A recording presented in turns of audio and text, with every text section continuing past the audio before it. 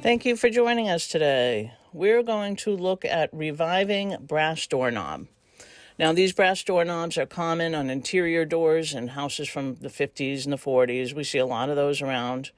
And not only are we going to look at the finish, but we're going to also look at the operation of the doorknob itself. A lot of times they come loose. It takes 3 or 4 turns to engage the latch.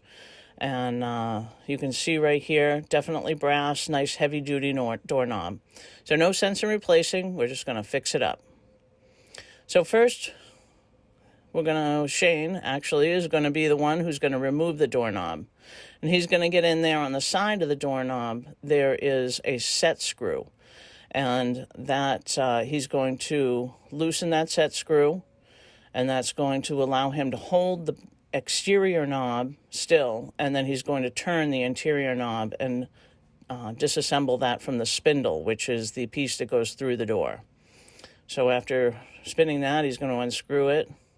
And once that doorknob on the interior comes off, you can take out the exterior knob and the spindle assembly. Now, he's screwing these back together. That way it's fewer parts to lose. And a good tip is to take pictures or video along the way so you know what it looks like beforehand, so when you put it back together, you know what you're aiming for. Now Shane's going to remove the screws from the faceplate and the latch plate, and then we're going to bring those all back to the shop and polish them up.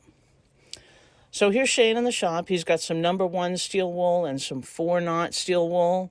And he's going to go ahead and start with the knob. And it's really, ladies and gentlemen, elbow grease. He's going to just get in there, and with the friction, he's going to start with the number 1. That's the rougher of the steel wool. And he's going to get in there, and you could already see it starting to shine up. So he'll start with that number 1 wool and shine it up, and then he'll go in with the 4-knot and get a nice finish shine on that as well.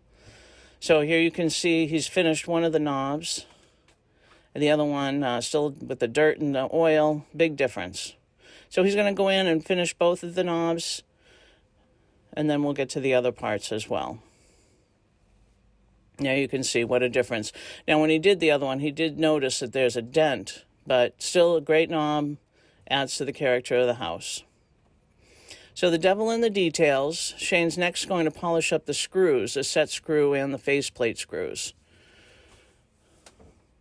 And when you get those done, he's going to show you the difference here. Big difference. Wouldn't want to put those black screws back in your nice shiny doorknobs. So again, he's going to come in with the faceplate. Now these ones are fairly simple in design. Some of them might be a little bit more ornate. You can use a steel wool or you can use a Dremel. But again, when you're using power tools, be sure to wear your safety equipment. Now we're going to go back in, everything's shined up. We're going to reassemble. Shane's going to screw one of the knobs onto the spindle, the one with the set screw. And he's showing there's a groove in that spindle. And a lot of times, the set screw is not put in that groove. You've got to make sure the set screw on the knob lines up with that groove, and that's what holds the knob in place. So he's going to go ahead in there, tighten that set screw, and get that in there nice and tight. All right, here we are back at the door. Shane has everything reassembled. The doorknob turns nicely, engages the latch every time. And the look is great, period, to the house. So thanks again for joining us. We have more videos like this on our YouTube channel. You can check it out, Attleboro Kitchen and Bath. Thanks very much.